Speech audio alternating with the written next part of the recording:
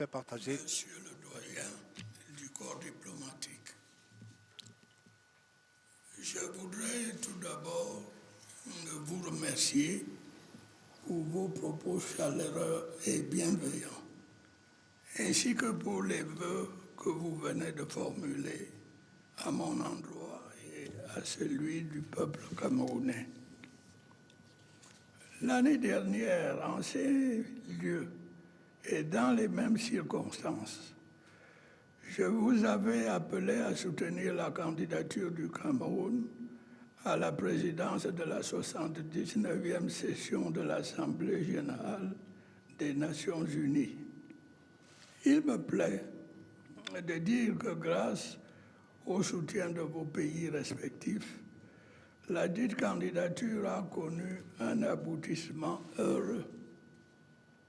Je tiens ici à vous renouveler à travers vous, à vos gouvernements et à l'ensemble de la communauté internationale, mes sincères remerciements. Le mandat du Cameroun, qui commence en novembre, qui a commencé en septembre 2024, s'achèvera en septembre 2025. Il nous donnera certainement l'opportunité d'œuvrer ensemble au renouvellement du multilatéralisme dont notre monde a tant besoin. Le sommet de l'avenir qui s'est tenu les 22 et 23 septembre dernier à New York s'est déjà inscrit dans cette perspective. Il a abouti à l'adoption de textes importants tels que le pacte de l'avenir et ses annexes, notamment le pacte mondial pour le numérique et la déclaration sur les générations futures. Mesdames et messieurs les membres du corps diplomatique, au plan de la paix et de la sécurité, l'année 2024 qui vient de s'achever n'a malheureusement pas été un long fleuve tranquille. De multiples foyers de conflits et de tensions ont perduré ou surgi ici et là.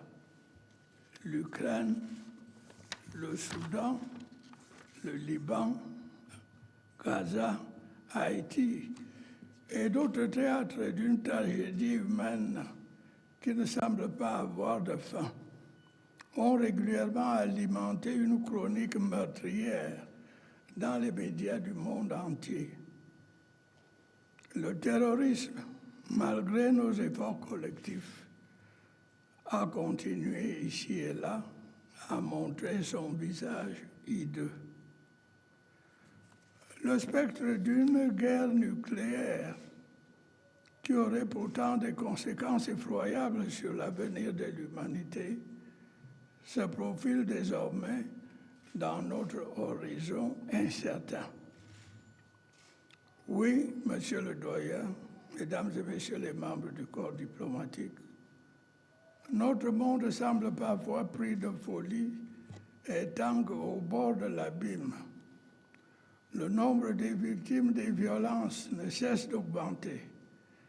Les populations entières continuent de subir les affres de tueries, des mutilations, des destructions et des déplacements forcés et de l'exil.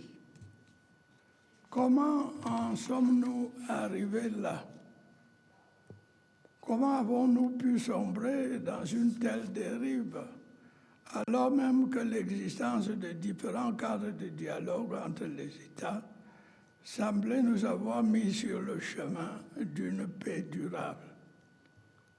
Pour ma part, j'incline à penser que la persistance des égoïsmes nationaux, la résurgence de l'unilatéralisme au détriment du multilatéralisme, le non-respect des règles internationales sont autant de facteurs qui peuvent expliquer cette situation. Est-ce une fatalité? Je me refuse à le croire.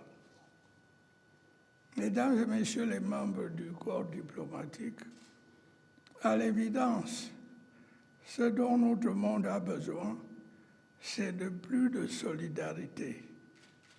Si nous voulons survivre, nous n'avons pas d'autre choix que de déterminer nos priorités communes, de nous donner les moyens nécessaires pour les réaliser et de fédérer nos énergies. Les catastrophes naturelles survenues ces derniers mois attestent de l'ampleur des conséquences des changements climatiques. Nous sommes tous désormais face à un dilemme pressant. Agir ensemble maintenant ou périr tous à coup sûr. La mise en œuvre des conclusions de la COP29 tenue à Bakou portera témoignage de l'authenticité de notre volonté commune de prendre en compte cette réalité. Mesdames et messieurs les membres du corps diplomatique, face à tous ces défis, le Cameroun a toujours été disposé à apporter sa contribution à l'édification d'un monde plus pacifique, plus stable et plus prospère. Il entend poursuivre dans cette voie en agissant avec détermination aux côtés d'autres membres de la communauté internationale. L'année dernière, je rappelais devant vous l'importance de l'Organisation des Nations Unies et son rôle essentiel dans la recherche de solutions appropriées aux problèmes auxquels notre monde est confronté. Oui, monsieur le doyen, je le pensais hier, je continue de le penser aujourd'hui.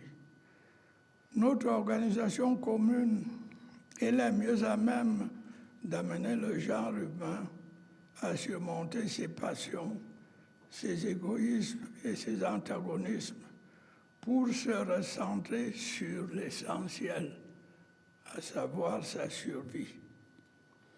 J'en appelle donc à la mobilisation de toute la communauté internationale en faveur d'un système multilatéral équitable, transparent, juste et inclusif,